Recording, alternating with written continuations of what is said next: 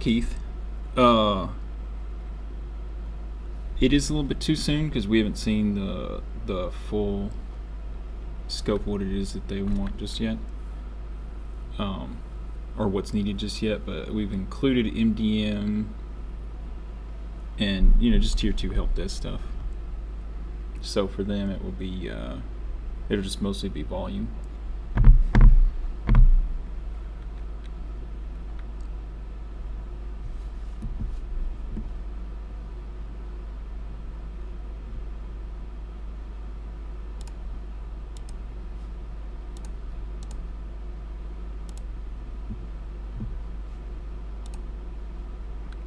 Yeah, I think today was the kickoff call for them. So Alex had a call with the partner to start the migration.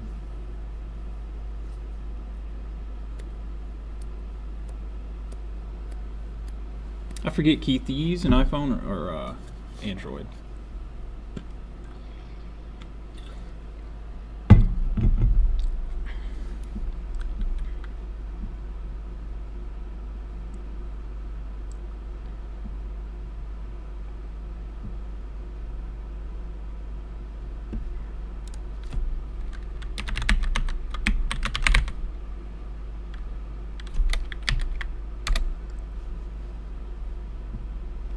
Did you? What did you think about the Apple event earlier this year? Earlier this week?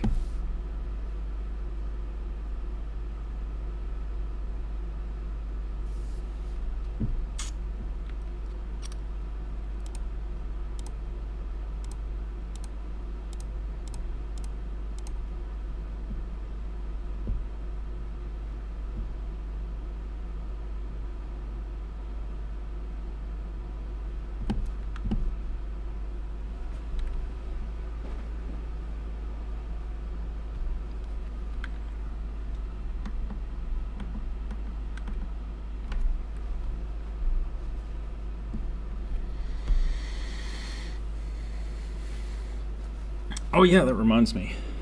I've tried to set up the sleep thing on here twice already. Wind down sleep mode. And I'm kind of enabling everything. Charge reminders, receive reminders to make sure your watch is not charged. Good. Cool. Sleep is set up. Sleep goal. So I set my sleep goal for 8 hours a night from 11 to 7.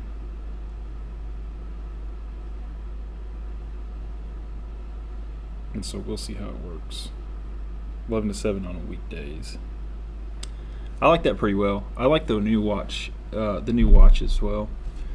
The chipset and stuff like that is interesting to me because it's really power efficient.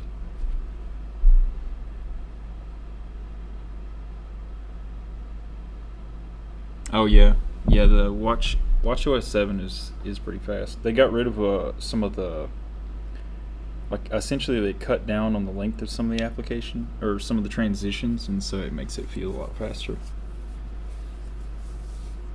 I'm sure there was optimizations in there that allowed it to be faster.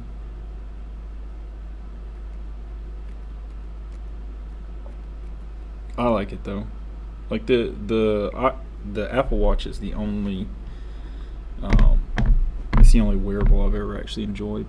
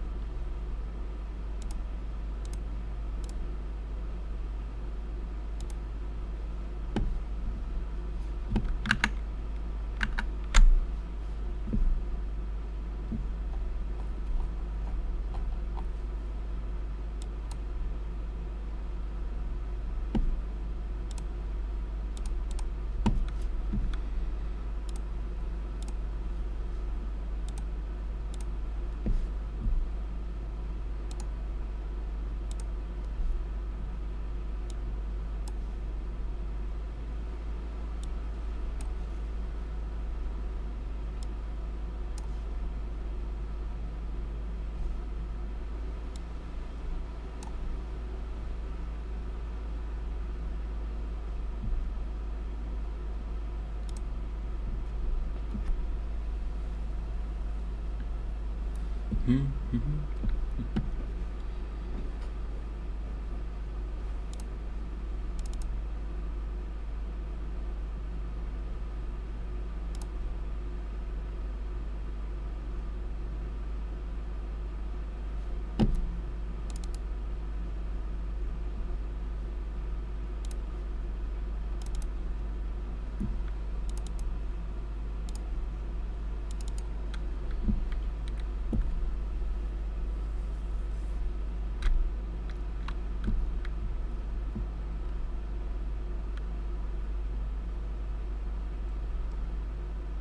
Keith, how you dealing with the work from home stuff?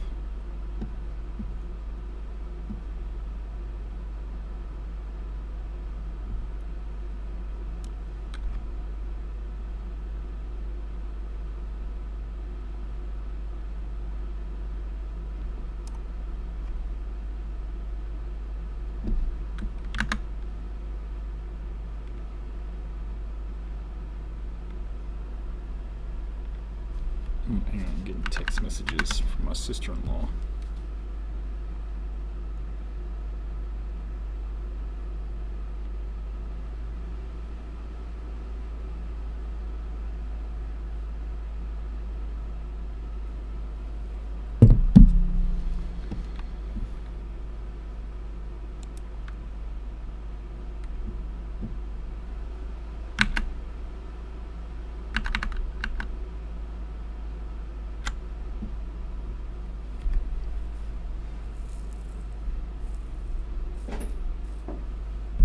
Yeah, staying home for me was pretty exciting in the beginning, but then it got old pretty quick.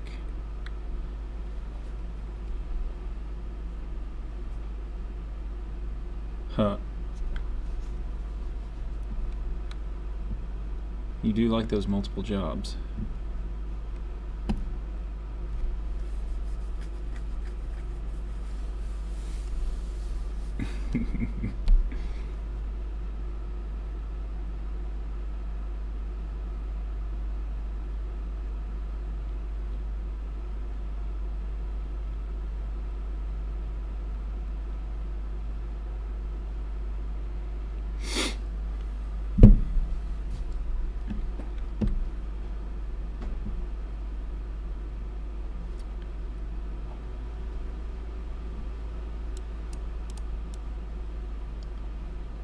So Keith, since you work for Apple, do you get any kind of like benefits that help you feed your addiction to Apple stuff?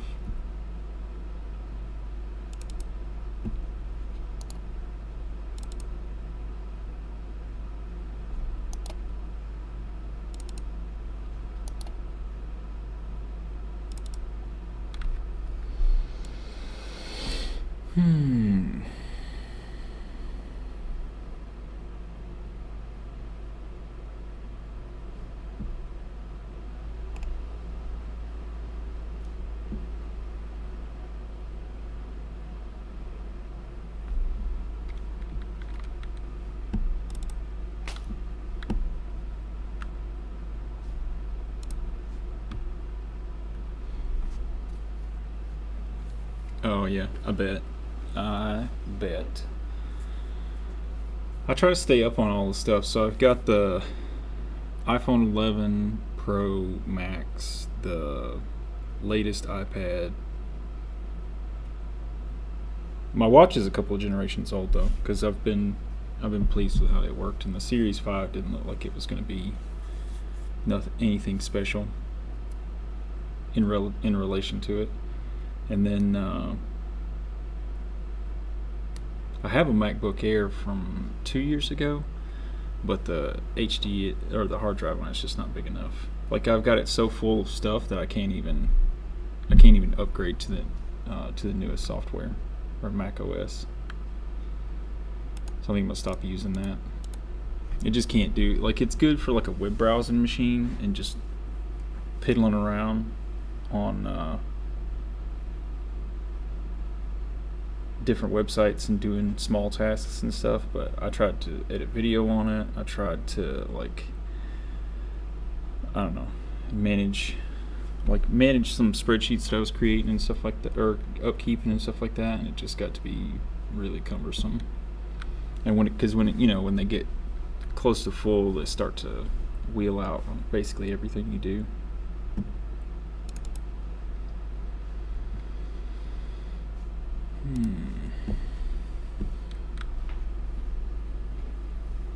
It's surprising how many documents you can accrue over almost 12-year stretch of employment. Yeah. So correct me if I'm wrong, Keith, but this next MacBook Pro that comes out is going to have Apple Silicon in it, right? Because they're done with Intel. And I know they made a big push yesterday on their 814P chip being, was it 5 nanometers, which is redonkulous.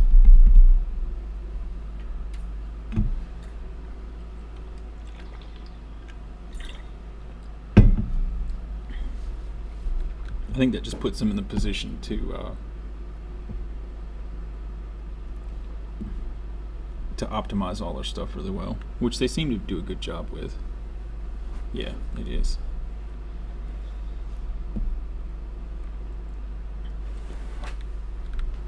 So I got a proper webcam today. Does my voice and everything seem synced up? I went through and tested it earlier, but I don't know what happens when I actually put it on the stream.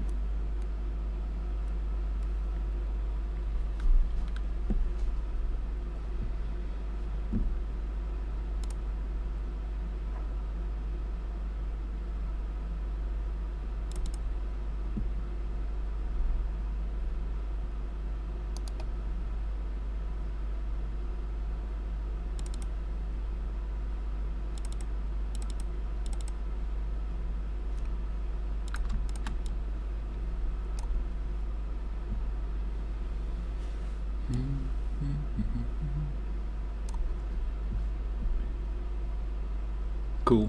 Yeah, I was using my iPhone and an app called IV Cam, and it was pretty neat because it would connect the computer to the iPhone wirelessly, and I could cycle through all the cameras and stuff. But it had a tremendous lag and it stuttered a lot. I guess because the connection wasn't that strong. So I had to do something else. Because the webcam, like I got a regular, like, normal webcam, but with these lights behind me, it would wash everything out. Like, you couldn't see the actual color. It would just, like, this right here, would turn, like, anytime it got any kind of bright, it would just all turn white. And so you couldn't see, like, right now it's red to purple and all that kind of stuff. I actually like that.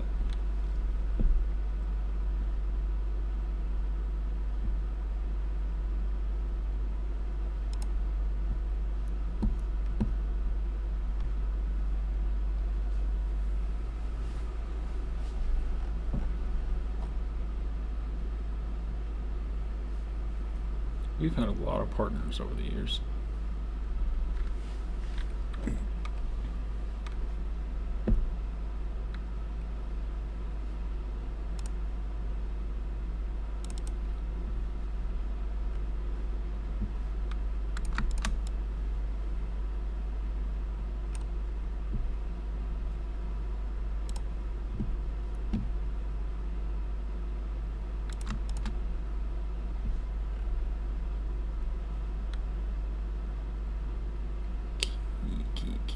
Key.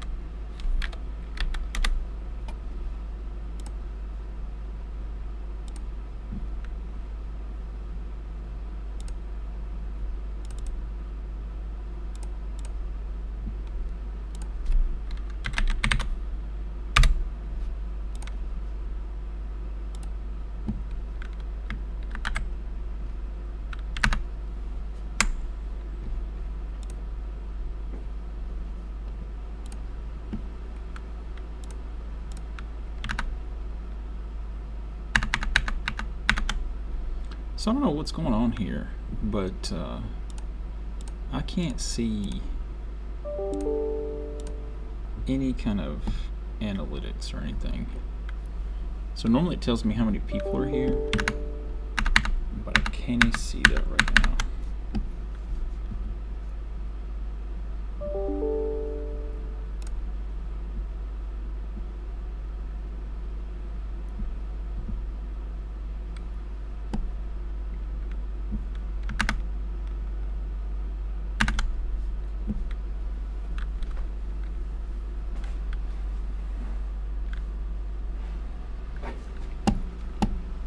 Oh well.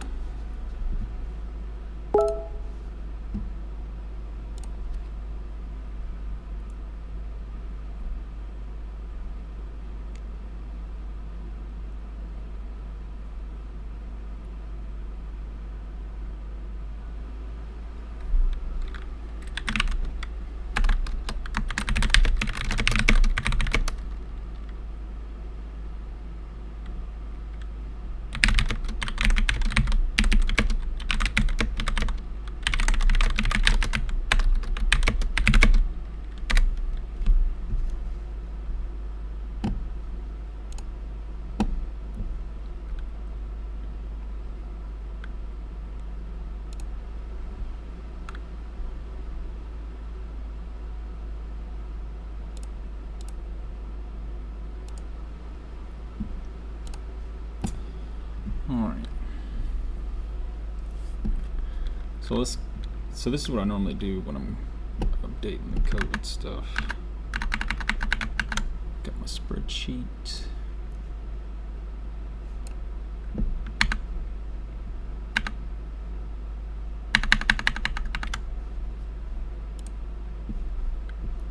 And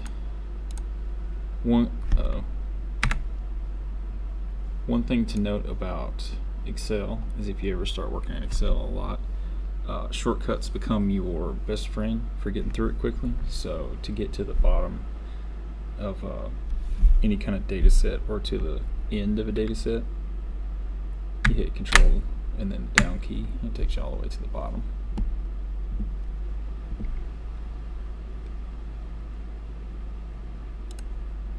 And so this is my Metro numbers, and so Metro should be updated.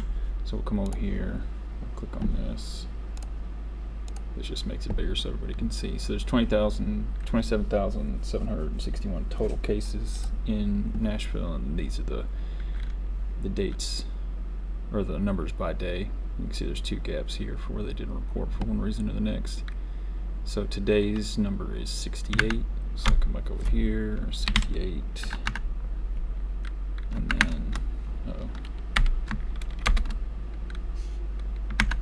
come over here to the state stuff. So the state probably won't have any numbers for today, but they'll have yesterday's numbers up. So there's a little bit different. So they just run a cumulative total, and so yesterday was 178.1.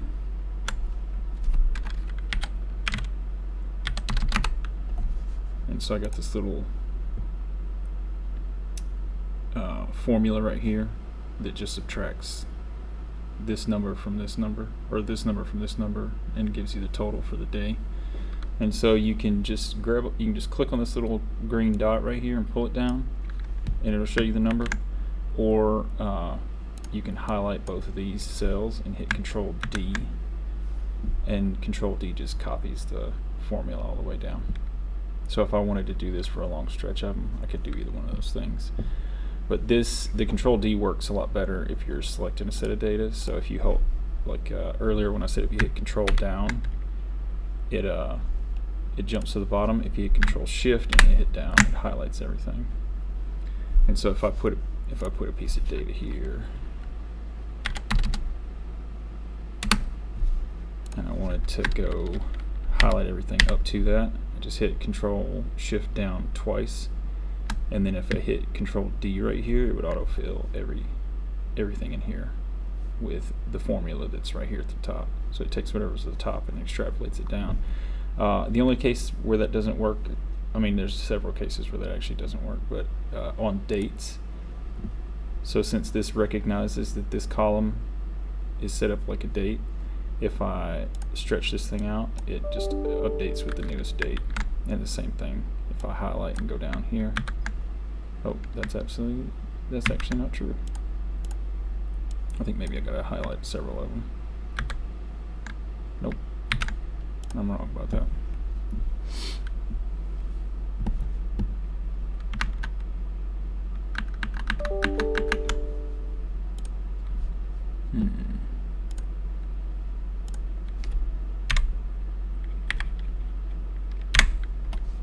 Get out of here, Outlook.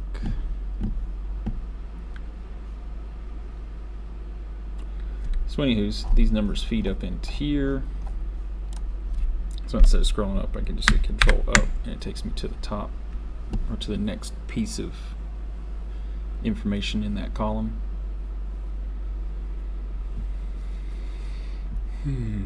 So this week was better than last week on the city side, and it will likely be close on the state side because we don't have today's information and won't until possibly 4. So that's kind of a pain, but that's the way it works. It's weird that I think on the state side sometimes it's weird because I'll go in at 3 p.m. some days and it'll totally be updated, and then I'll go in at 5 on other days and it won't even be there, or it still won't be updated.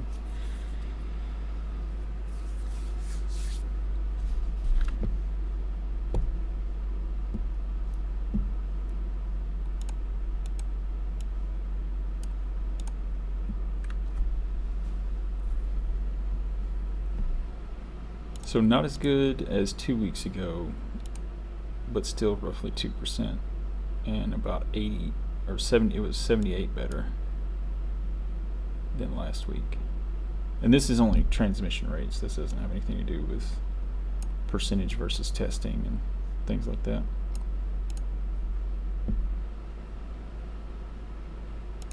So for the month, which we're well over halfway through the month, we've got less than half the numbers we did last month. So that's cool.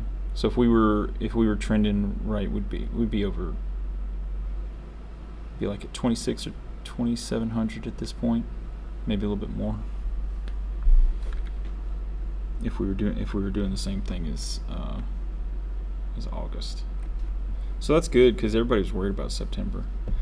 Oh, so one other thing I gotta do is I gotta come in here and look at the cases by age. So since the state has reopened schools and the city hasn't, it gives us a good way to kind of determine whether or not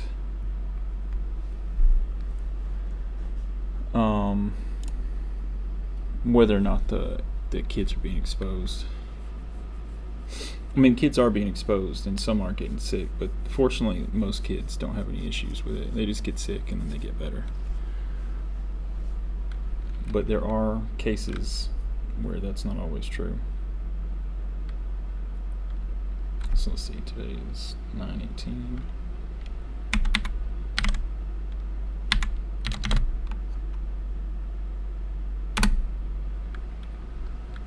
So these are the initial graphs from 7:30, but I'm not putting any more in here because I can just write the numbers down. These are just for reference of what the scales look like, because the city doesn't include as many brackets as the state does. 86.98.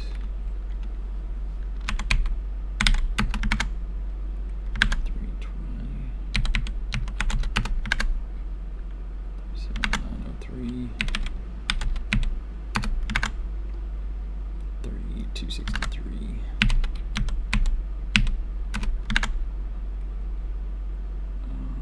What Asian? 4051. Wait, what? Oh, 4150. 26706. 2,709, 15,148, 8,490, 8,469. Yeah. And 81 plus is 4631.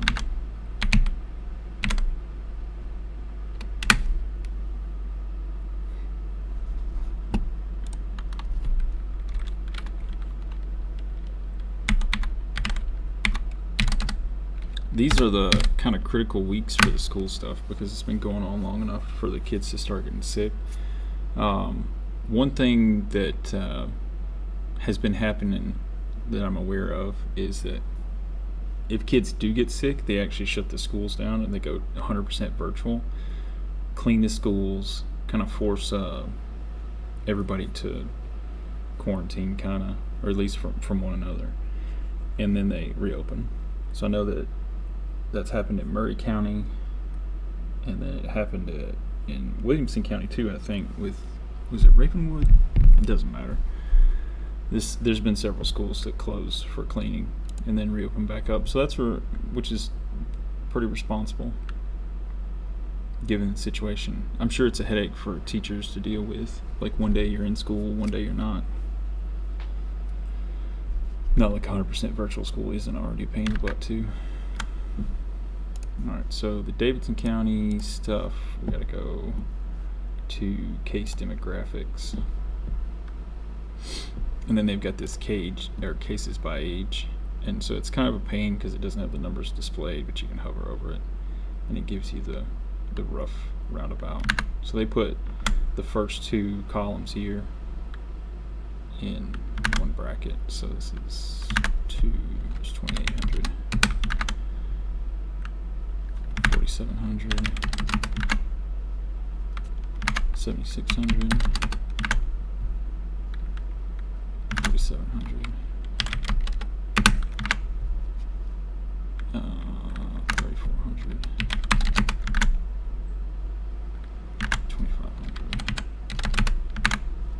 and then 2.1K. And so I leave out the age unknown because I don't know if that changes when certain reporting comes in. So I'm only counting these columns. It's negligible compared to the sample size anyways, so I don't think it's a big deal, especially for my amateur style analysis.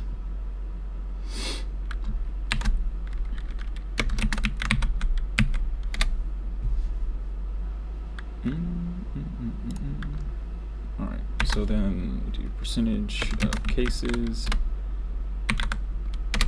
So what I can do here is I've already got this copied, and so the formula for figuring out a percentage of two numbers, or what percentage one number is of the other one, is you do this smaller number in the numerator. So you go equals, and then you just click the cell, divided by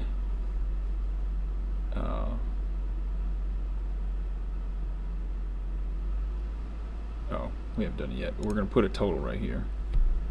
So one thing to note is that, actually here I'll just show you in a second. So we're going to hit enter, and it's going to say divided by 0 because there's nothing in here. So we're just going to hit equals sum. There's an easier way to do this, but I can't remember. Highlight that whole thing, close the parentheses, and hit equal. And so then this gives us our percentage number. So it's 4%, so it's closer to 5%, but we're going to adapt that. So what we're going to do here is we're going to do that thing I showed earlier, where you drag it down.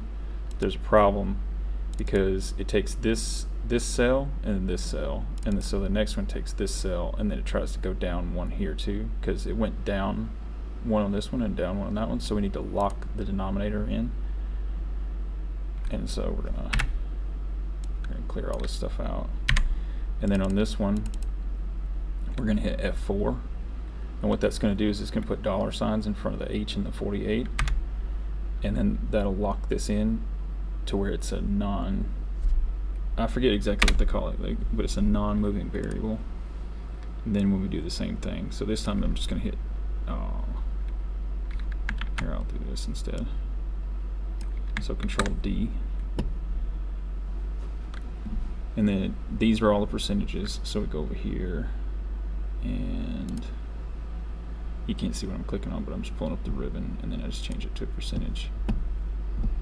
And then there's a way to fill it in, make it look all cool, like these right here, without actually having to turn it into a bar. But all I'm really doing right now is just trying to figure out if there's anything that's different.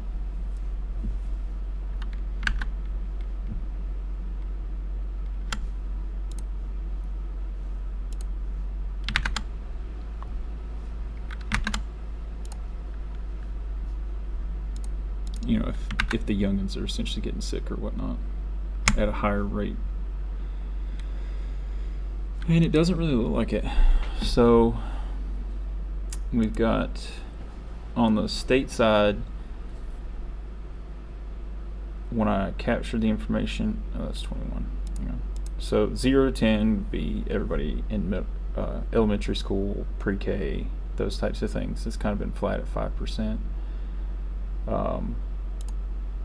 11 to 20, which would be all of middle and high school up to the first couple of years of college potentially.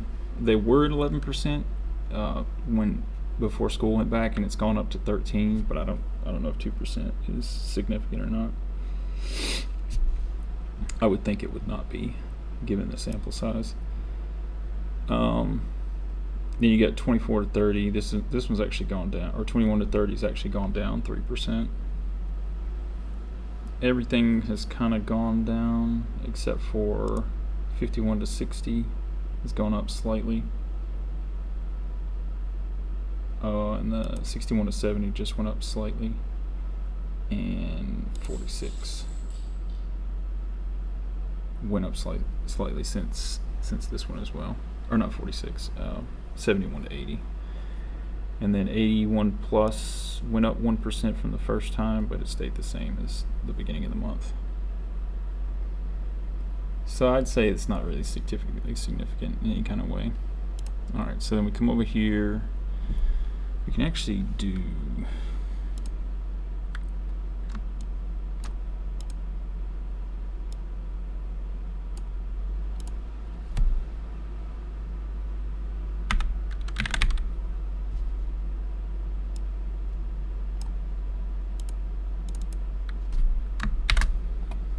I've seen somebody do this in an easier way.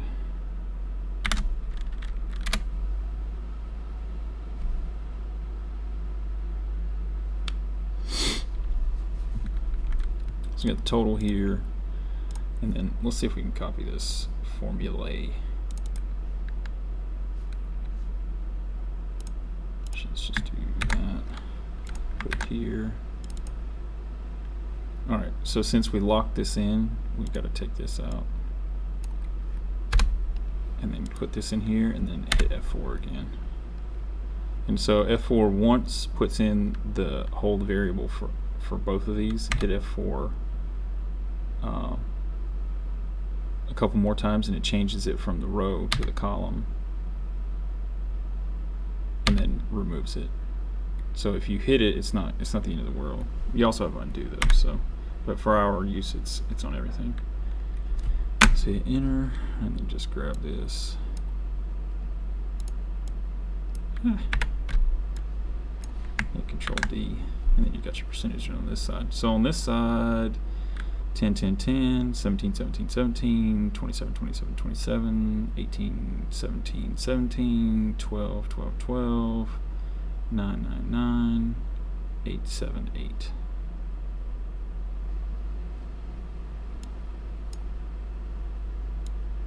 So a little cheat to make sure that your math isn't messed up, at least from a percentage perspective, is when you highlight a group of any numbers or percentages or whatever, down here at the bottom it gives you little stats. So the sum is 100%, which is what we're going for. That means we've included all the numbers we should have, how many different cells we've got, and what the average is. On the number side, it does the same thing. So the average is 3,000, 3,014, count 7, and then the sum. So it's a pretty cool way to check your math and whatnot. So the city's been steady, like it hasn't even moved at all, and the state's been wiggling just a little bit with the demographic numbers. So far, nothing really to report on, which is good. Big fear was the state numbers going wonky and getting a lot heavier on the younger sides. So these first two columns, I was afraid they'd go up a lot.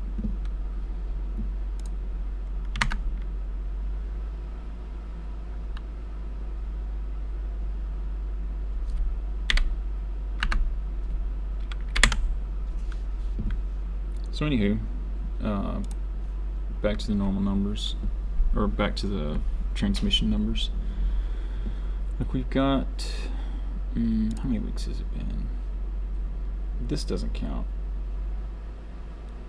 because this is 3 or 4 weeks right here.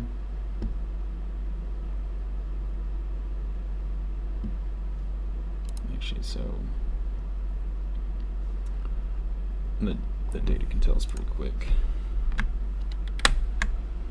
So we have 190 days that we've done. So almost a couple of days short of half a year. 190 is 360. You got 365. So I guess Monday will be just over half a year from home.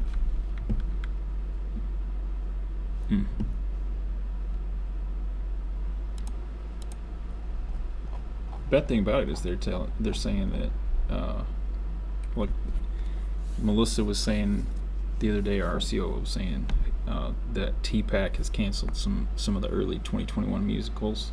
She's a big fan, so that's very devastating for her. But it just shows where people's heads are as far as planning events and stuff goes. Because Nashville will allow smaller events now. Let's go check and see what the mayor's office is up to.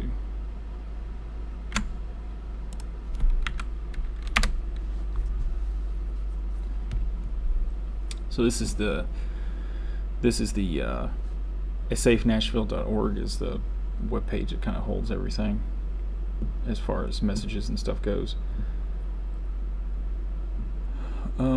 Well, I haven't seen this. Report a phase 2 violation. To get to the numbers like these numbers right here, though, you just click on this Metro COVID dashboard link right here, and it'll take you to it. You can also click on these guys, any of these guys right here, and then it'll take you down to their spot, and then you can just re-click their link, or click a similar link, but this one just takes you straight to it.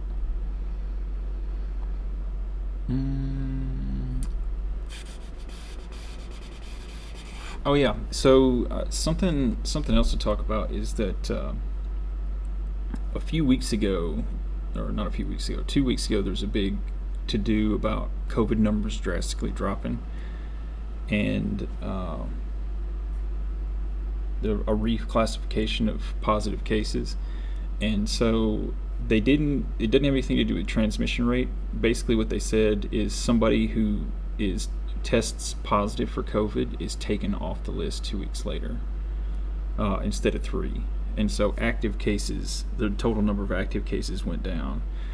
For my intents and purposes, that doesn't really matter, but it is something that they're using to make decisions with schools and stuff like that. So a lower number of cases is more likely to induce or like allow schools to responsibly bring students back in.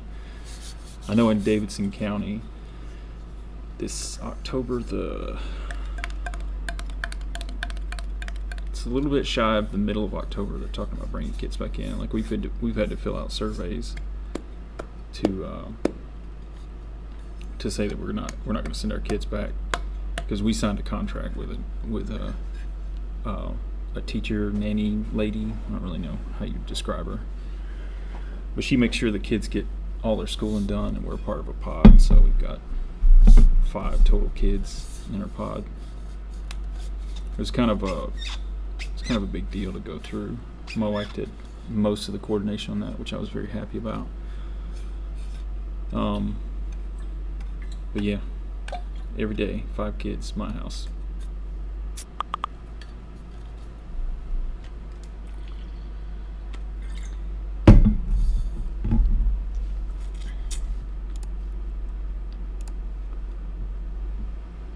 One watching. Who's the person watching? Keith, are you still there? I can actually see who's in or who's not.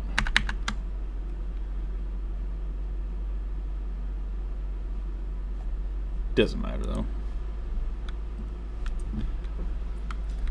Anyways, switch back over to just my pretty face because I'm in the middle of arranging documents. Like that's kind of my on-stream task for when there's lulls and whatnot. The problem is that it's not easy to talk about the documents that I'm finding, and I can't show them because most of them have client or partner information in them, and so that would be a breach of our NDA agreements. Obviously, so and the reason I can't is because this stream is public, and so I can't say I can't talk about clients or partners by name or mention specific people at those places by name. Oh, actually, I forgot what I was doing. So I was seeing what the mayor's office was up to. So a couple of weeks ago, they also, instead of moving to phase 3, they did an updated phase 2, which is essentially they allowed some of the phase 2 guidance. Let's see what this says. Mayor Cooper's modified phase 2. So this is the same graphic they were using when they added masks to it. Like this is essentially the same thing as phase 2 before, except that it has order 8 in it. There's that submit a phase 2 violation again. Reopening key metrics, frozen map, English, whatever. There we go. Alright, so they got, like right under the resources here, they've got updated 9/18, which is today. So let's take a look at this. So the roadmap for reopening Nashville, but the easiest thing to do is just look at this grid. So it's, what is this? It's just like an online document. I'm at a standing desk and this, my watch thinks I'm sitting down because I'm working on a computer. Get with it, iOS 7. Alright, anyways, so safe at home.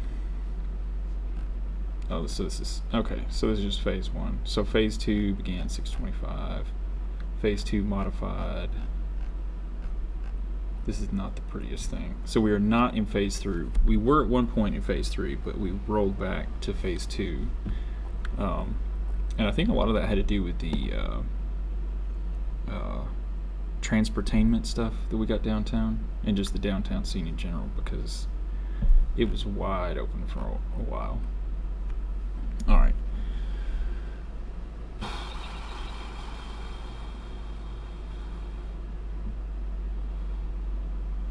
Okay. So this is just residents. This is just saying if you're 65 plus, stay at home. All work from home is still done if possible. Masks in publics. Schools closed. You are definitely not correct about that. So this, it says it was updated, but this hasn't been updated because now they've got a modified phase 2 where it's up to 125 people, I think. Oh wait. Oh, this is it. Okay, all right. So this is.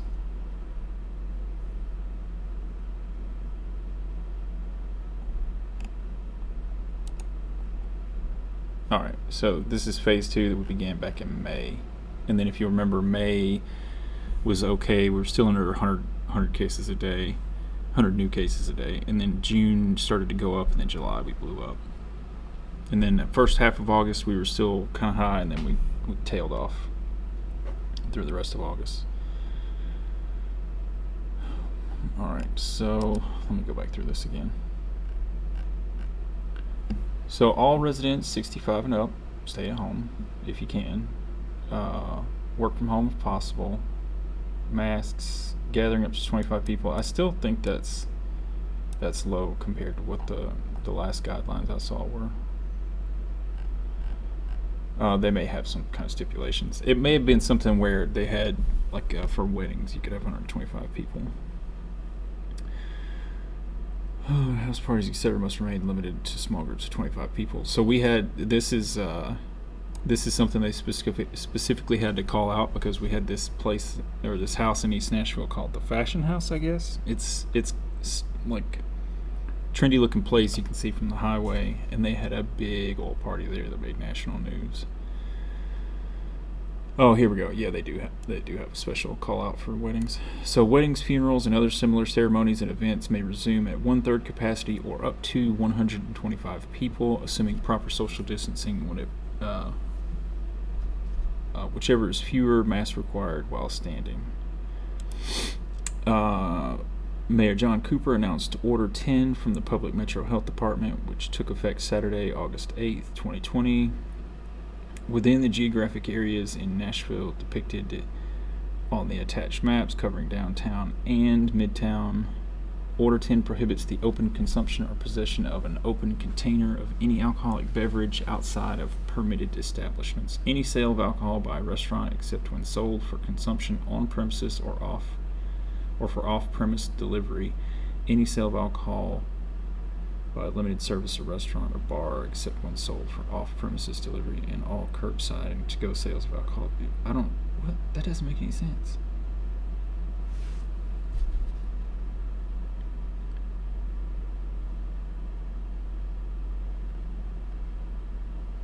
So, no drinking in the streets?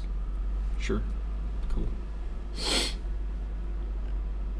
We still have to-go alcohol, because without that, I think a lot of people wouldn't make it.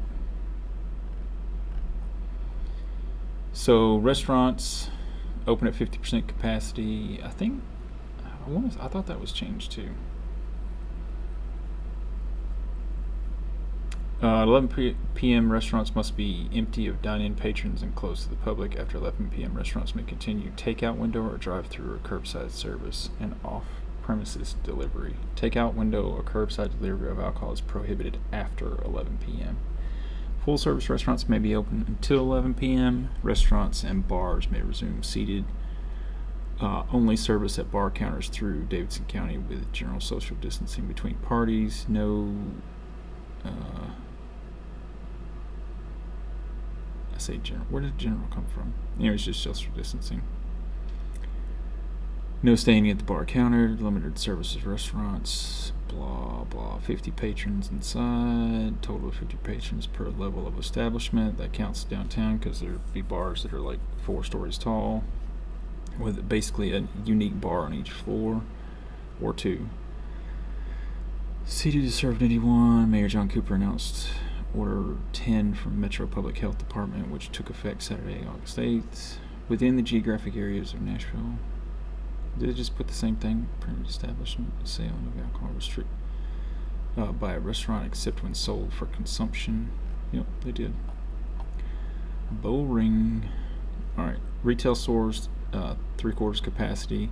I think that was something that was intended for phase 3, because I think phase 2 is just 50% capacity. Personal care service, and that would be like salons and stuff like that. It's half. Gyms, half.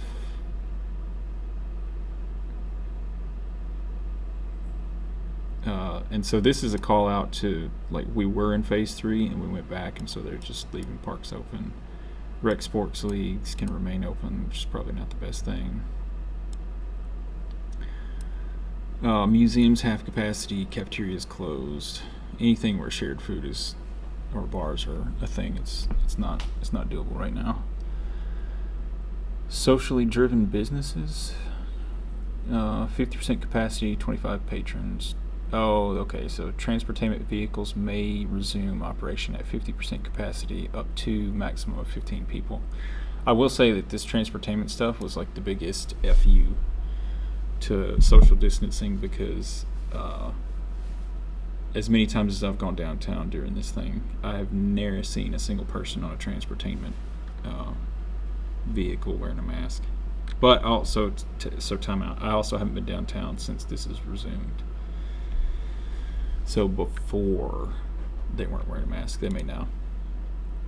Large sports and entertainment venues. So Metro Nashville Public Schools, high schools sports may resume on 9/25. So that's next weekend, or next Friday. So if you're into high school sports, go for it. Tennessee Titans and Nashville Soccer Club can begin to have fans in October, starting at 10% capacity. Huh. So that's something good to know. So if you're a football fan or a soccer fan, you might be able to get a ticket and go to a game. It'd be neat though, kind of, to be able to go watch a football game when there's only 10% of the people in the stadium.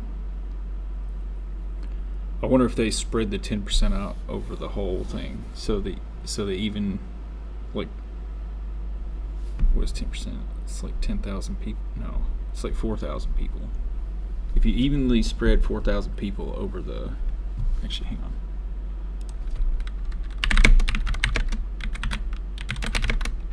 Nissan Stadium,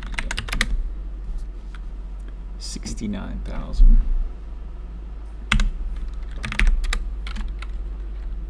So 10%, so 69, 143 times 0.1 equals. Oh, I'm an idiot.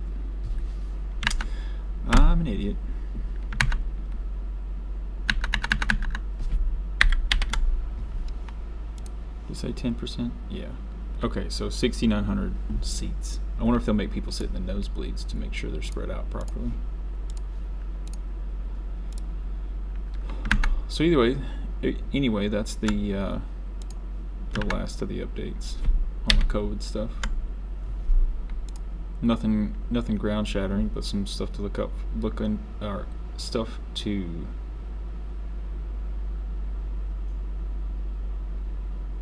look forward to. I don't know why I couldn't think of that. Stuff to look forward to. I know a lot of folks, because this is the first year for the soccer club, and it's just kind of been wrecked.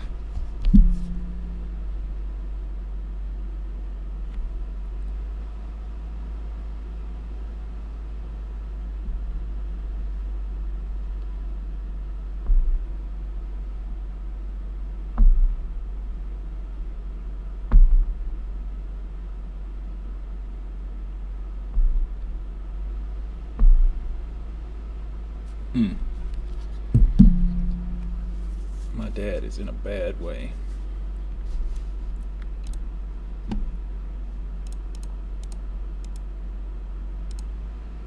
He's got kidney failure, and he's basically got an almost dead kidney, but they won't remove it until he gets his back pain. He's got like severe back pain fixed, and apparently he's got arthritis in his back that they can't operate on.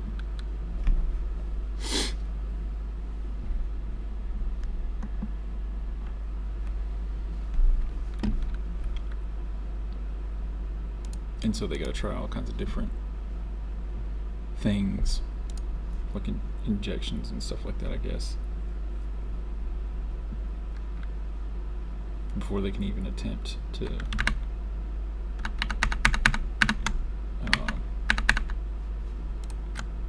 take the kidney out. I don't know why.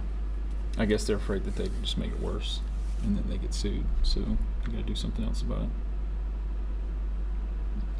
Anyways, back to the file stuff now.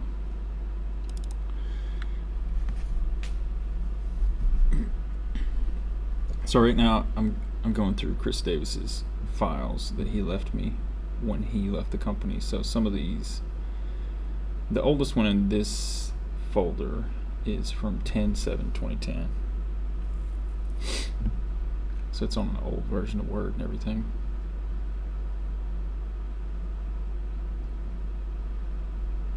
But I've run into some stuff from 2008.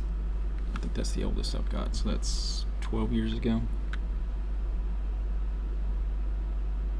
He's probably, I think he started in late 2007, so there might be something from back then. Anyways, he was the operations manager. I think I said this yesterday, but it doesn't matter. I can repeat myself. He was the operations manager when I started. Hired me. Decided that Nashville wasn't where he wanted to live, and so he moved back to Denver, and we became pretty good friends while he was here. They actually moved pretty close to my wife and I, and we used to go hang out with him on a regular basis. And so since he's moved out to Denver, I've gone out to visit him usually at least once a year, but I haven't been out there this year at all. And he introduced me to hiking 14,000-foot mountains too. We've done 5 or 6 now together, and last year in the summertime I took my godson out, and we went up Bierstadt, and so that was his first mountain, and Chris came with us too. So it's been pretty cool friendship that came from working here.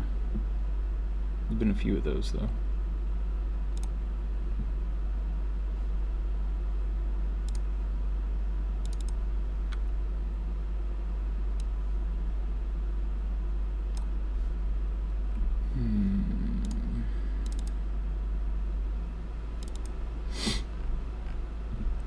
I guess I can talk about old clients. Like we used to do help desk for Briggs and Stratton, and he's got a scope document in here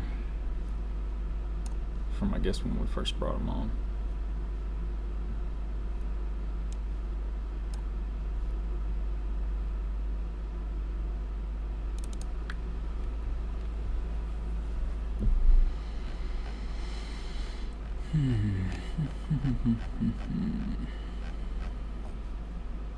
Nope. Do not see a thing.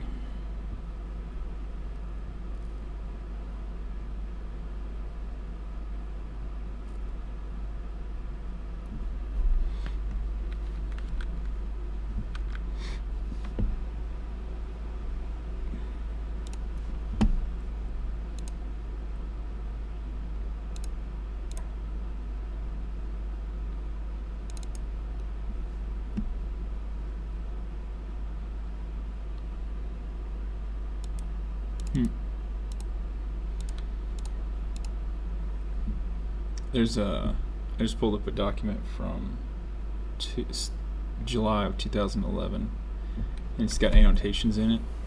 And so if you remember Word from back then, basically anything pre-Office 65. Anytime usually people made notes, it would say user 1 or user 2, but this one actually has somebody's name in it, which means that in 2011 this particular person was on top of their Office products. So that's cool.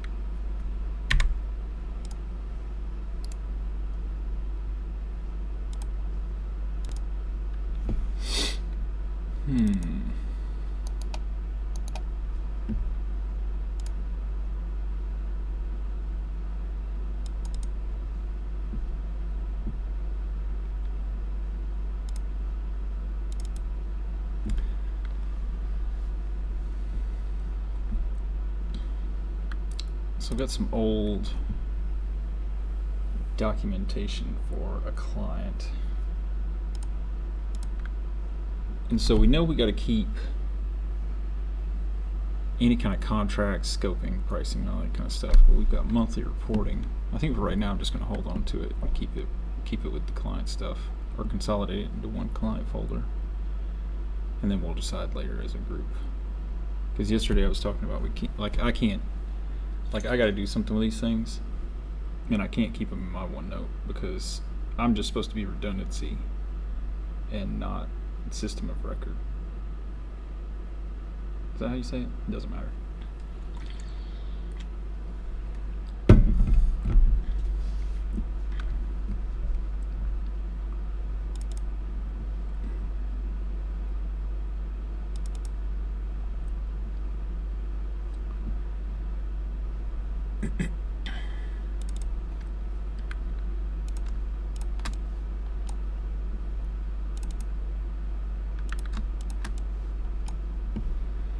This particular client, when we picked them up, they had the worst legacy software you could ever imagine. So a dude that worked for them built this. Essentially, it was like a people manager software for like cost allocation, and it was cool for what it was. Like, a dude went in, built a piece of software where we had to manually enter information, and they would take that information and send it out to the company and put the information straight into a database that then other pieces of software would pick up and use. The problem was that it was built on such an old platform that blank spaces would cause it to fail. And so if you put in a number and then hit space, it would fail out. If you hit a space, then the number would fail. And so it just didn't have any kind of like flexibility at all, which, in the early aughts, that's fine, but we were still using it in 2012 or 13.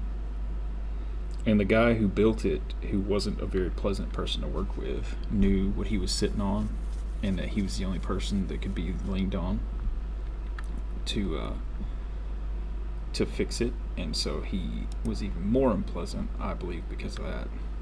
But then he was removed from the company for reasons that I can't talk about, and his application was finally shut down.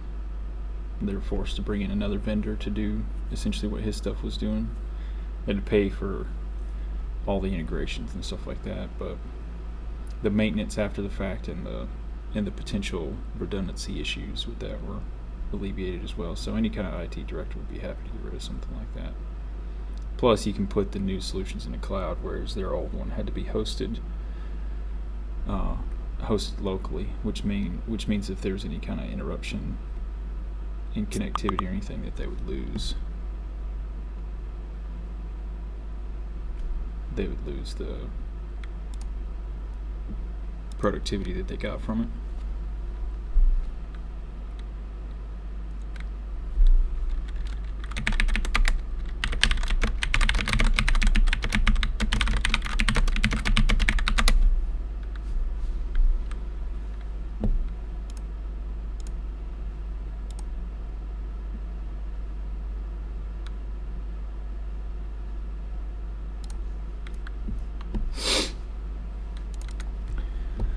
End of month stats.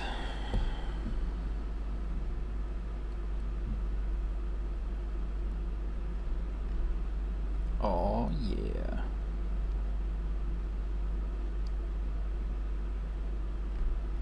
This report is gross.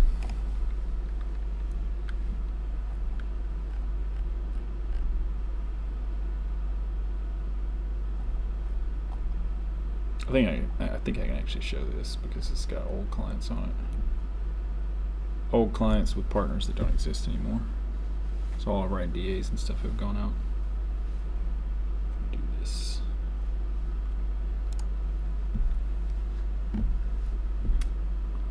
So this is Advanced Auto Parts, which was my very first client to manage.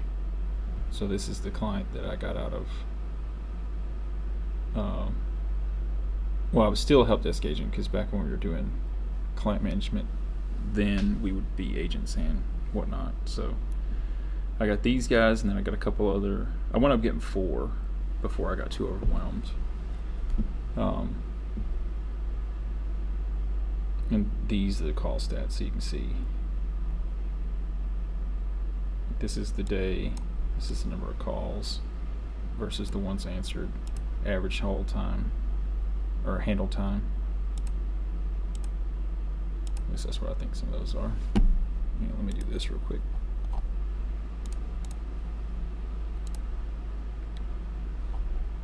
Oh, it actually doesn't say.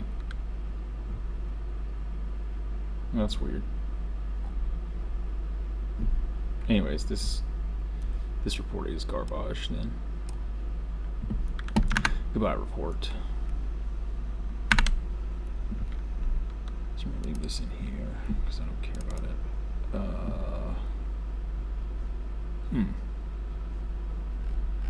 I just opened up a folder that's got tons and tons and tons. Oh, it's that one yesterday I got to and I quit on. So he's got like 1, 2, 3, 4, 5, 6, 7, 8, 9, 10, 11, 12 folders for different types of things. And then he's got, we'll call it 100 different files just sitting in here. So I gotta go through each one of these. Folders first. Equipment forms.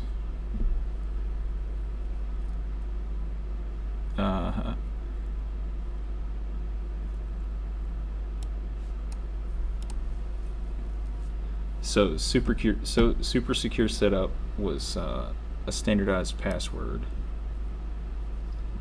that was initials and then a sequential run of numbers.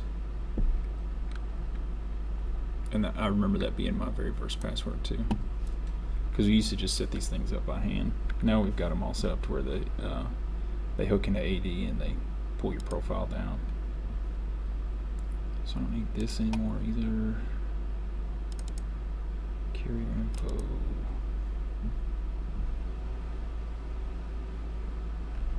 Nope.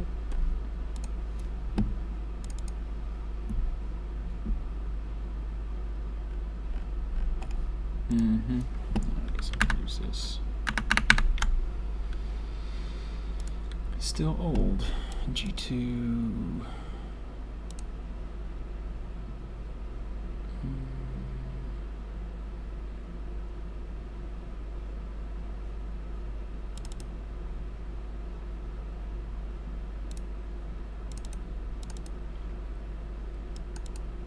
Oh, yeah, okay. So I did put a good spot. So I've just found a folder that's got stuff from December of 2008. And I started in January of 2009. So this is right before I started. So this is a document that existed before I was even here. Client Relations Manager. Here, let's actually put this on here, because this is the job that I got when I was doing So Clients Relations Manager in 2008 was client and user support via telephone, troubleshooting, BlackBerry, blah, blah, blah. Developing and maintaining client relationships with key contacts, key skills, wireless knowledge in all BlackBerry and cellular PDA, customer oriented with patience to educate user, high level of organization, which I did not have this in the beginning, but worked on to improve, and it drastically helped. Ability to work collaboratively in a team environment, problem solving in a fast-paced environment with the ability to understand wireless concepts, punctuality, Microsoft Office. Nothing specific about Microsoft Office, just Microsoft Office. Helpful background, customer service, cellular, wireless, BlackBerry, technology-related relevant field, college degree preferred but not required. I think when I don't know if this is like how strict we were with this, but I think my college degree, which is in psychology and essentially not worth a whole lot,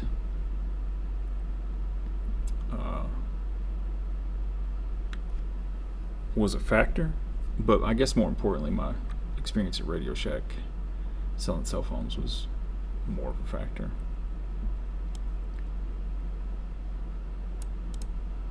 Anywho, so that's cool. Uh-oh.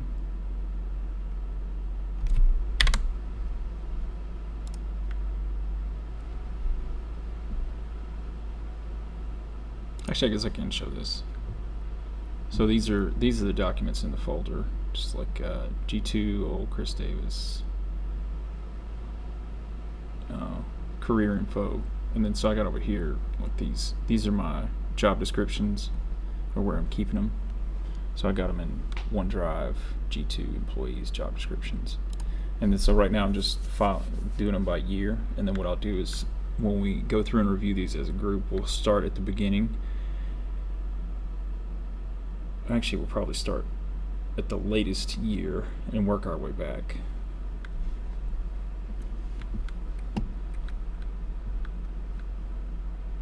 And then once we work our way back, then we'll just have a newest set, and then I'll get rid of, we'll decide what to do with all the oldest stuff, which we already do.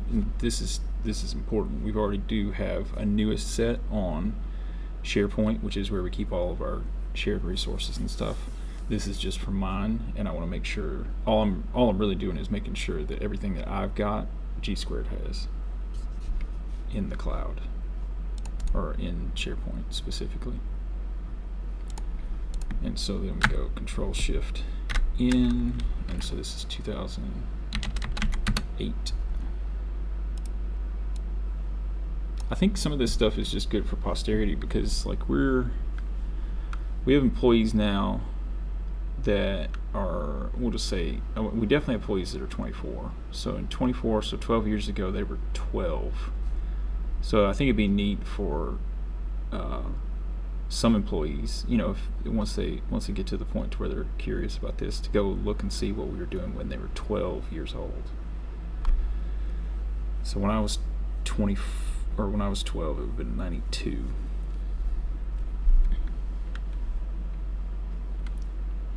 So it's neat to think about that kind of different perspective, because all of this stuff, like that document, was the only one that's been here longer than I have. Nope, that's not true. This job description was created on the 8th, and I didn't start till the 19th of January. So this is Control Shift in 2009. And just so I'm creating this, like, I'm not putting any kind of additional stuff on these folders, because Microsoft's search for folders and files and stuff like that is terrible. So it's best to just know where stuff is.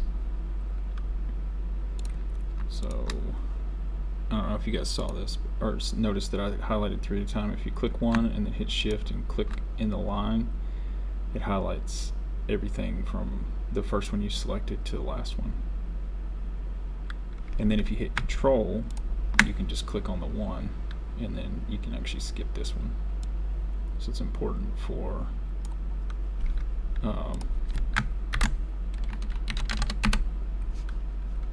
just doing stuff quicker. It's not a whole lot quicker, but if you accumulate these tasks over a long period of time, it would be. You know what? Actually, let me switch back over here so I make sure I don't show anything that I shouldn't.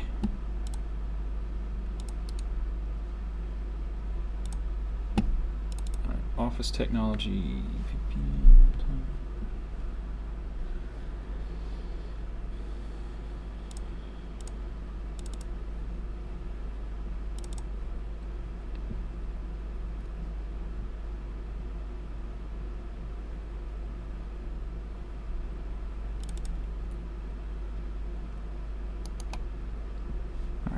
Switch back over now. So now on this side I've got G2 Office Technology, which is Access Point, BlackBerry Administrator.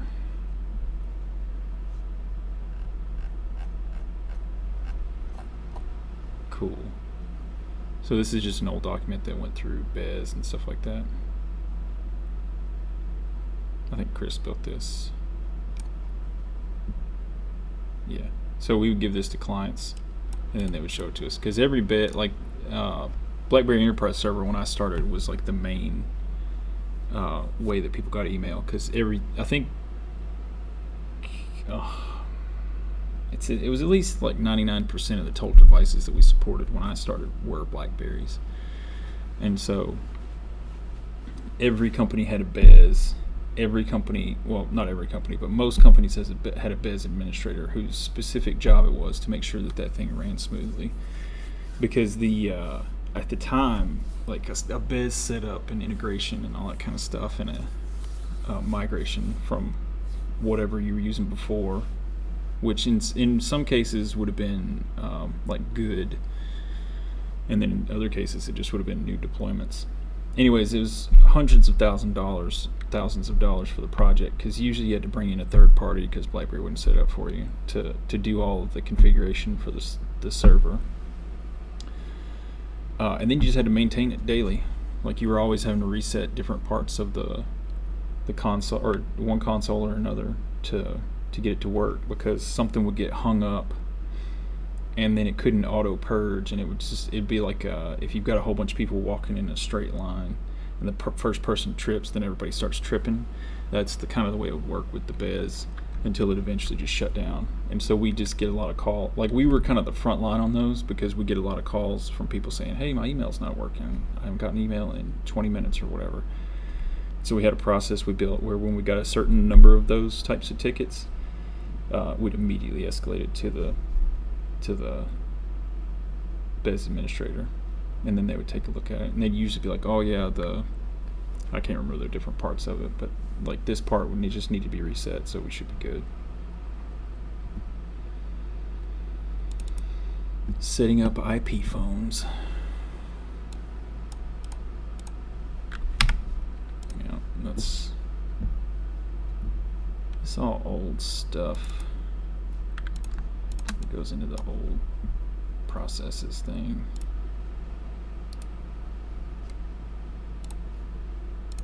G2.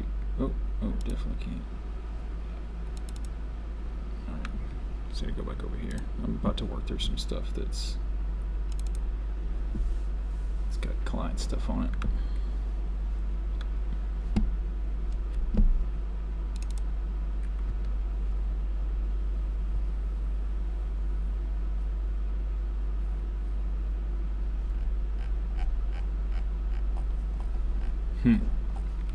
Let's see, this is a document from 2010 talking about the mobile payment trend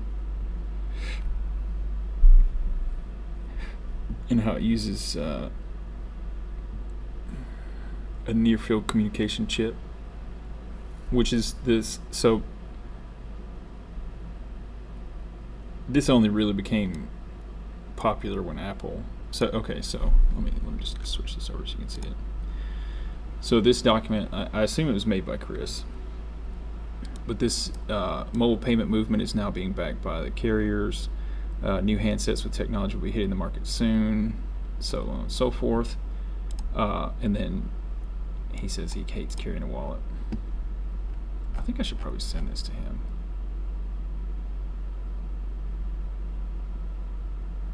Yeah, I think I will. No, maybe I won't. This is technically our stuff.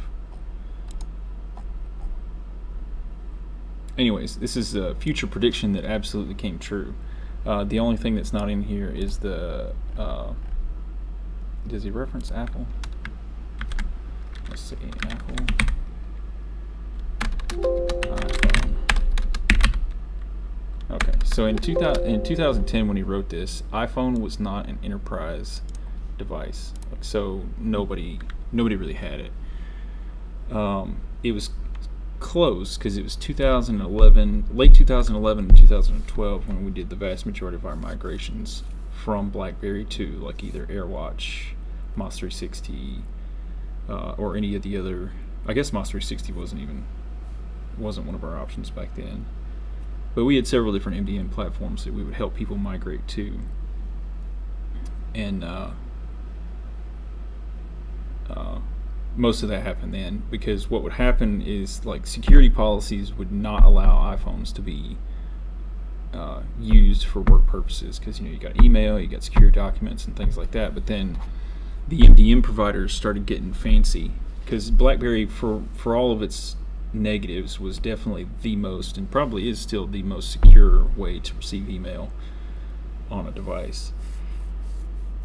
But essentially, like upper level, like C-level people started demanding iPhones because people hated carrying an iPhone for personal use and a BlackBerry for work use, because you just couldn't, like, BlackBerries were terrible at internet browsing. Everything took forever to load and all that kind of stuff. And so then when the executives started getting iPhones, then folks on down the line, it just snowballed into eventually everybody they gave up. And then the new MDM providers that were kind of filling those gaps were busy developing. There was one point though where security hadn't quite caught up with one of the MDM providers, and an MDM administrator in, we'll just say 2011, could track anybody that had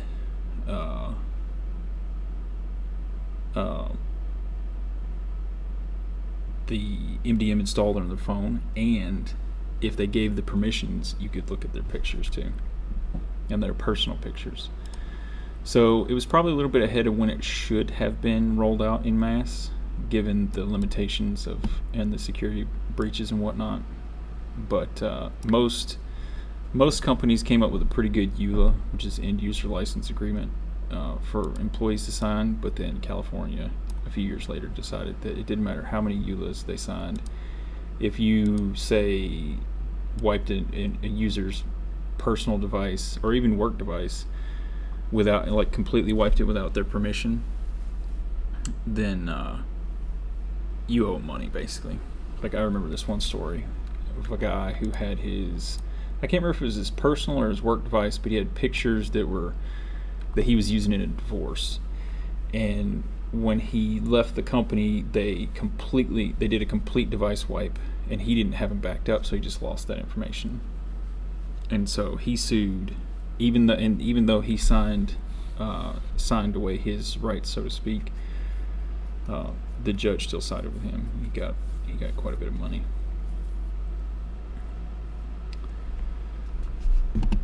And in here you can see that he's talking about ISIS. It's the payment company, or the company's name that was trying to push this payment thing. So anyways, I don't know where I was going with all that, but this was available on Android for a long time, and then never really became relevant until Apple Pay became a thing. And so you can literally go back and see when Apple Pay became a thing. The very next few months, like, tons and tons of payment card folks were offering, like, the NFC stuff for touch. And then it's gone to the point now to where I can just pay on my iWatch. So that's pretty cool. I think that was a good future call.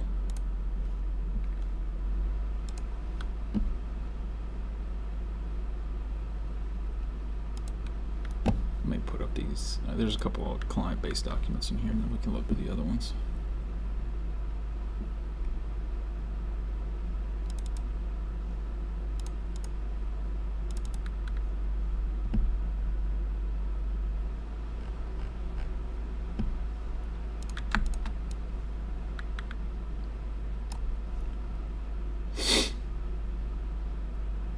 I have no idea where that mobile payment trend thing would go.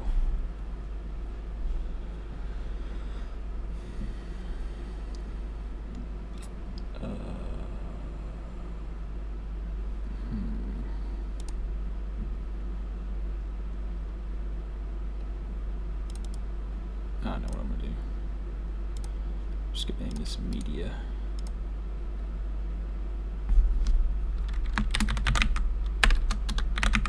Because I had a folder called recordings, and so I had a voice recording I was trying to keep up with, so we'll put this in here, because I know I'll come across some other blog stuff when I get to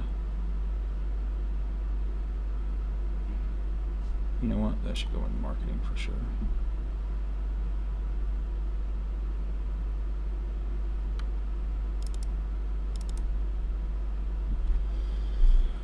Oh, there we go.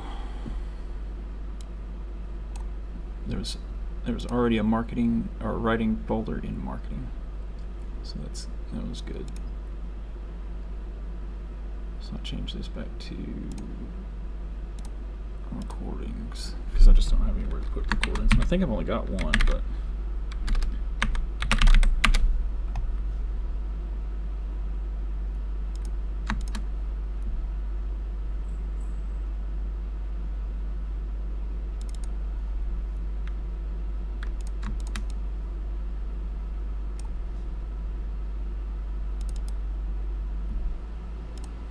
and then so this is like what I'm dealing with here. So we're going through the file structure, and nobody's perfect or anything, but this is the G2 projects, and he's just got our logo in here. Just sitting, just chilling. This is in here too. I mean, I guess that could be for projects. All right, let's blindly open up this document.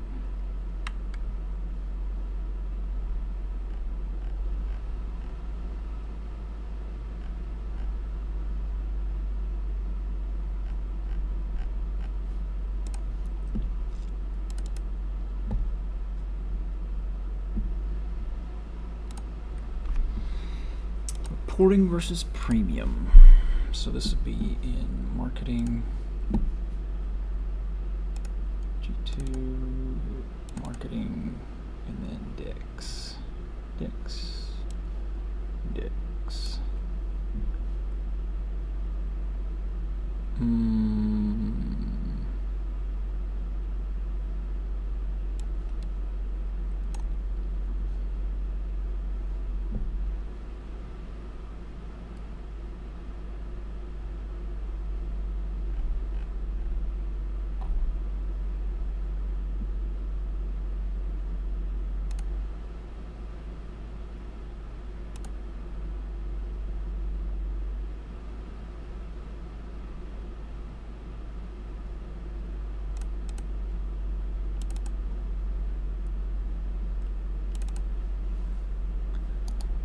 That's like the same thing.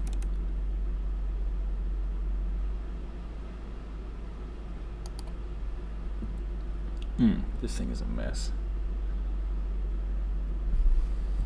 So I had some images that I put in here the other day. Did I just put them in? Did I just drop them in here? Pricing, one sheet. GG Prezo, DLN one sheet. Ooh.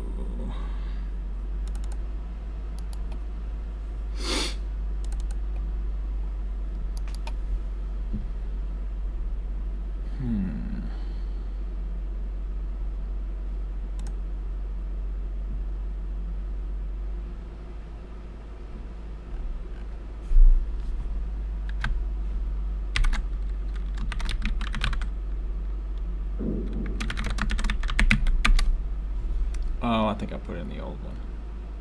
That is what I did. Alright, so old G2 marketing old. New.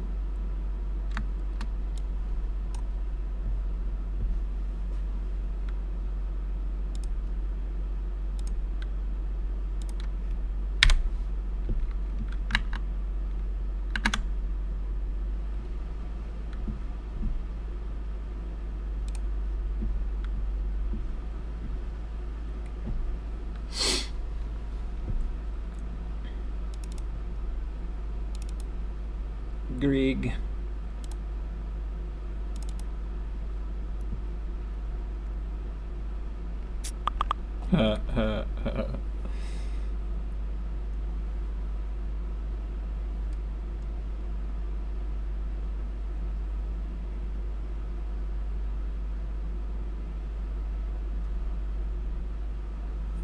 There's a dude that used to work for us, and so I guess Chris started a document to note that he's supposed to be working from 8 to 5, arrived 8:09, walked around Talking to the person behind them until 8:25. Logged in at 9 a.m. Mentioned to Diane, but not to me. I don't even know what that means. So that's gone.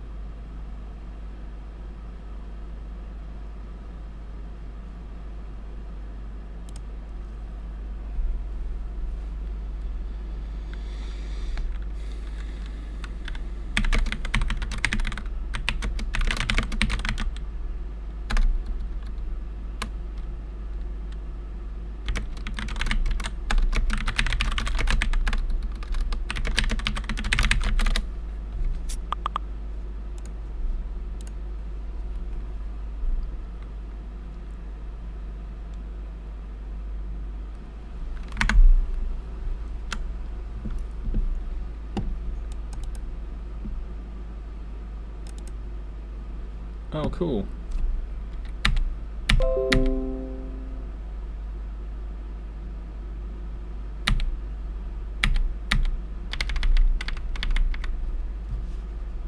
So these are from, I guess found some pictures.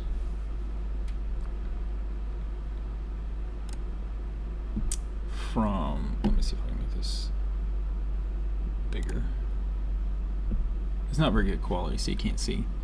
So this is some presentation at, this is either not Mobile World Congress, that wouldn't have existed. It's either CTIA or CES. And I don't know. If we've got a booth, I would say that it was CTIA.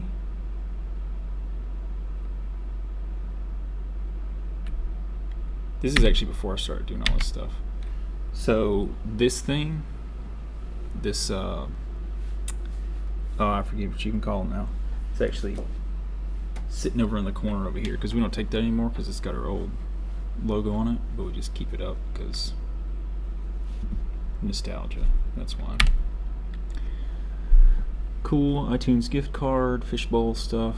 Usually when we go to shows, we do the fishbowl. Was I at this one? No, I didn't have that kind of case. I don't think I ever went to any of these shows that had this. So these were some of our swag. They were just like little post-it notes.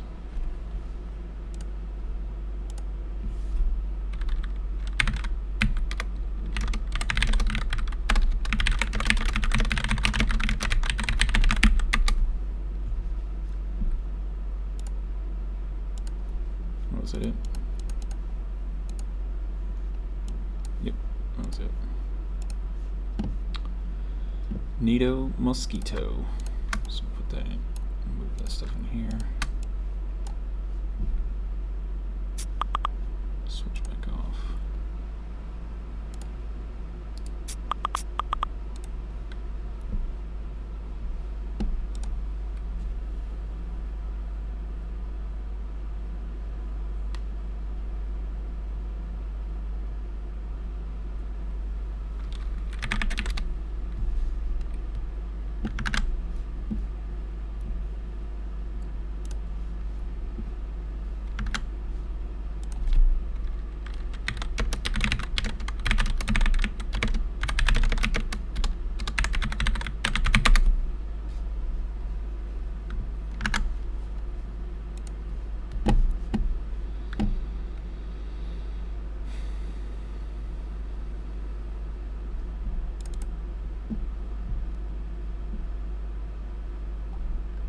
I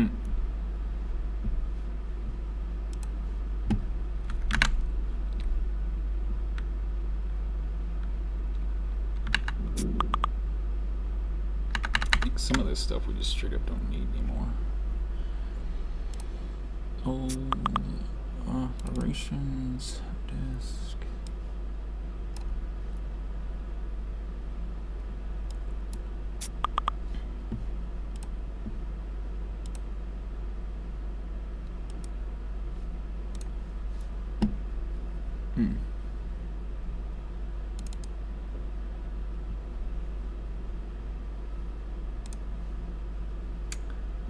floor manager description and expectations, 2009. I know what this was for. So when we first started growing the help desk, we split it up into, I think it was 2 teams. It was a Nate team and a Mark team. And I think they were called floor managers at the time. Let me show this. So this was a job description for a floor manager in 2009. Coach help desk agents and/or procurement teams. Spend time each week training and sitting with reps. Monitor calls, monitor queue, and people logged in. Continue to take help desk calls, minimum of 1/2 the day when busy. Update profile is needed. Yada yada yada. Oh, this is a good one. Motivate. Be approachable. No question is a dumb question.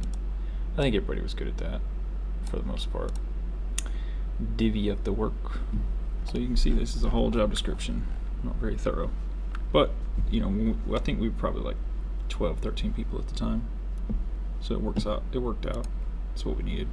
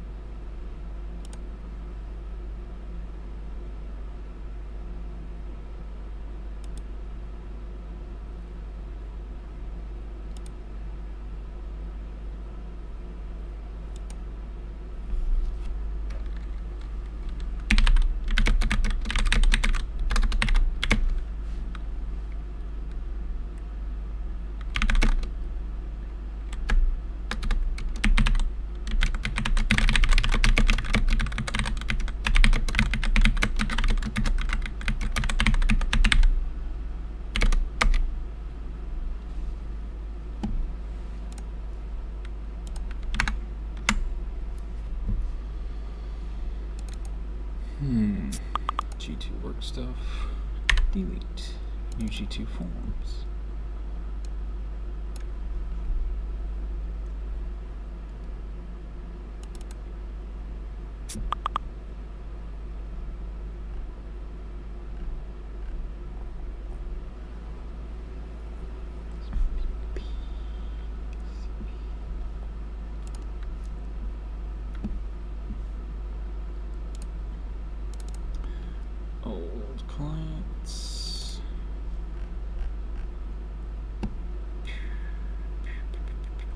Hmm.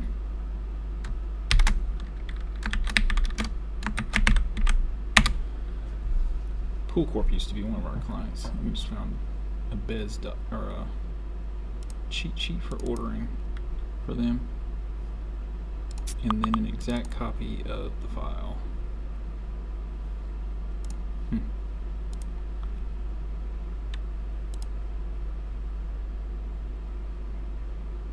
Get out of here, you.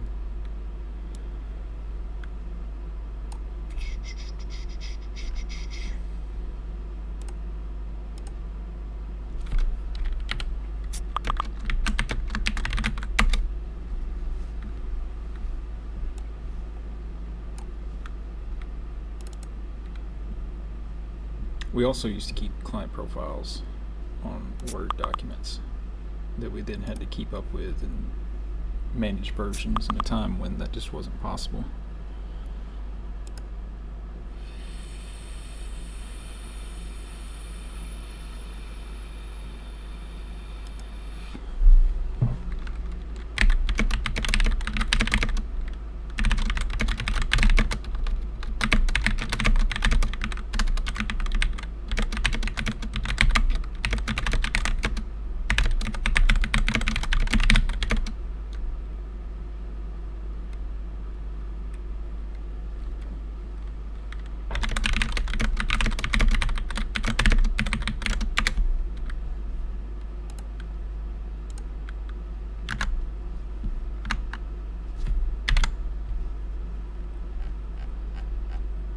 Oh, this is the template for the profile. So this is one of our earliest profile templates, and it's created in September of 2008, so 12 years ago. Almost exactly. Almost 12 years, because this is the 24th of September and it's only the 18th now. Let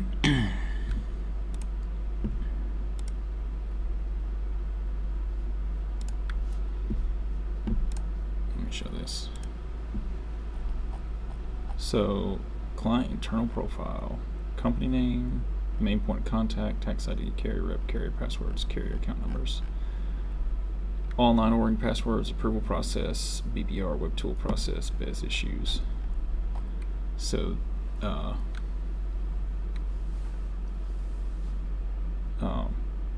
very long. Our profiles now are at least 10 times as long.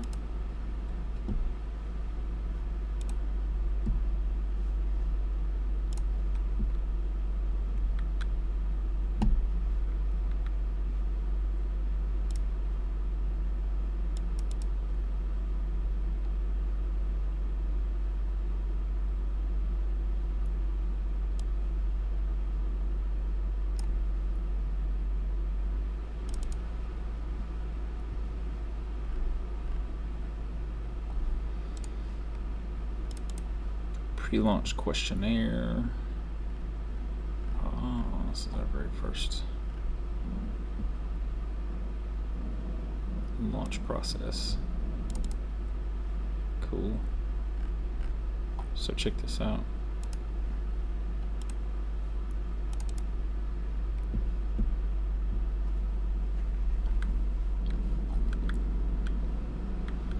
This is it. Stage 1, stage 2, stage 3, stage 4. Also, not a very long document. Still got the job done, though.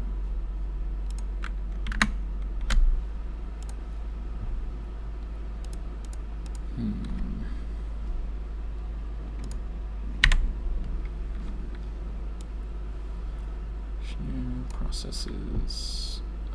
Help desk launch document.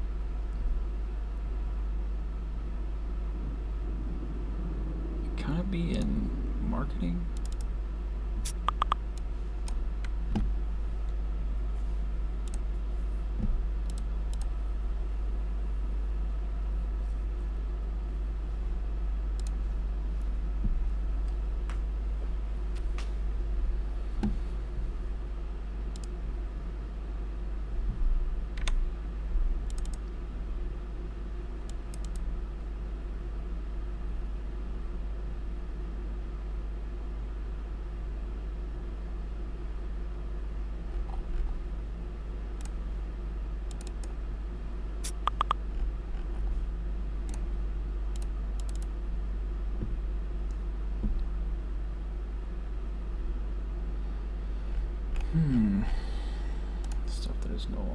elephant.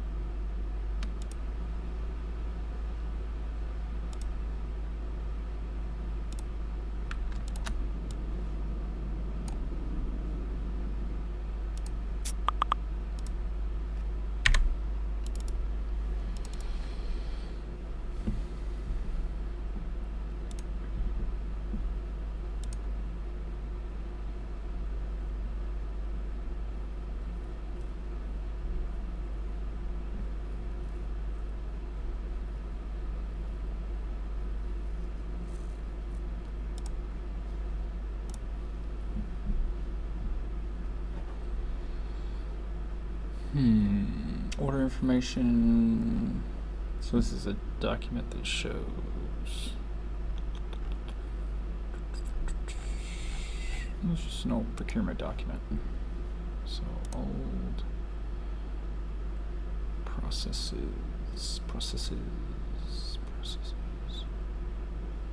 Operations, processes. Oh, hang on, procurement.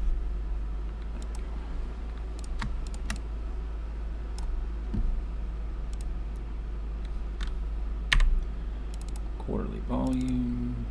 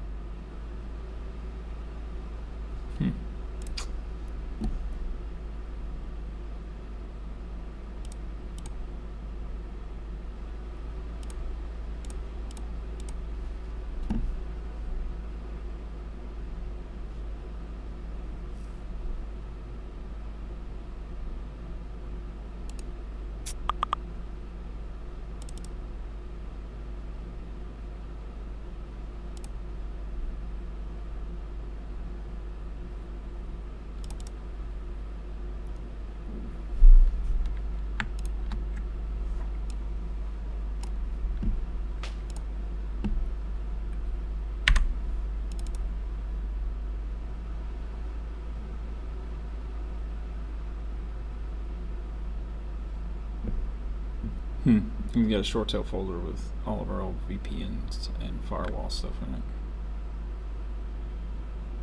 So old vendors. Wall.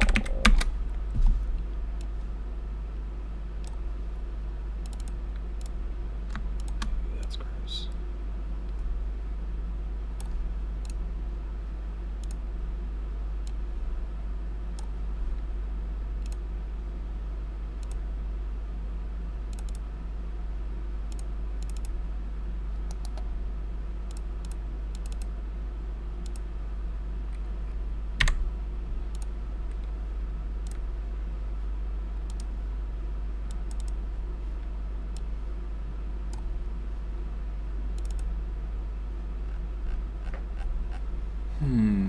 Weekly call stats.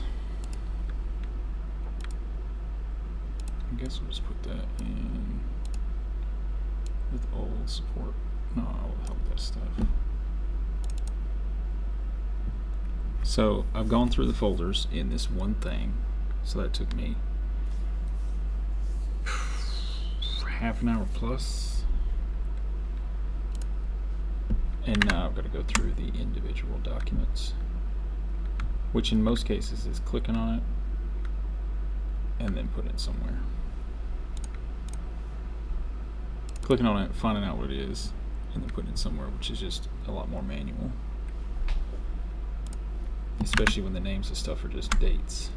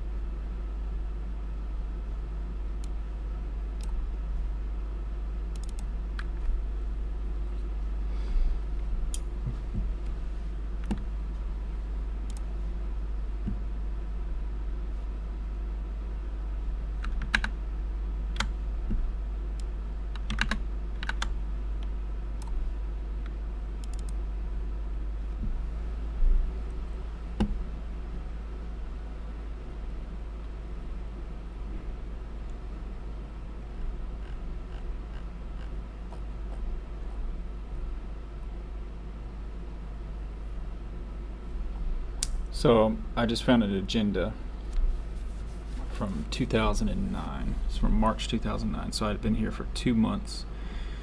So new clients launching. One that's still around, AEP, which I've already talked about. That was my first client. Genzyme, which doesn't exist anymore in that same kind of way, and then another pharma company. So we got four of our larger clients from when I started that we no longer have anymore. The first one we kept up until just a few months ago, and then these others have left for one reason or another. ShoreTel and feedback surrounding changes, phone system, ? SharePoint resources. Because I remember at this time Chris was trying to get everything in SharePoint, but SharePoint before Office 365 was not a very pleasant thing to deal with.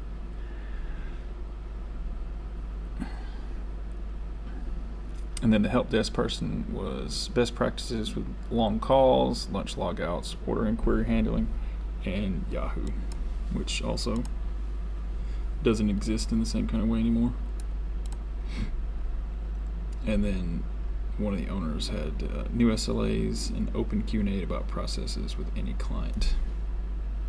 So that's pretty neat, just an old thing.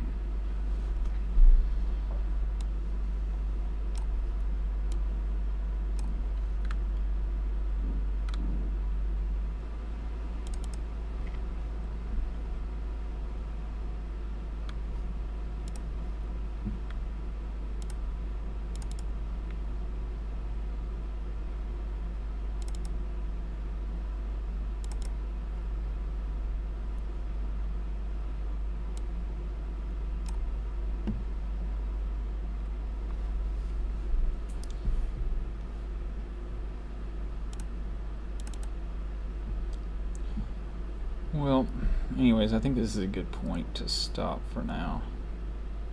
There's only so much I can take in digging around in old stuff at a time.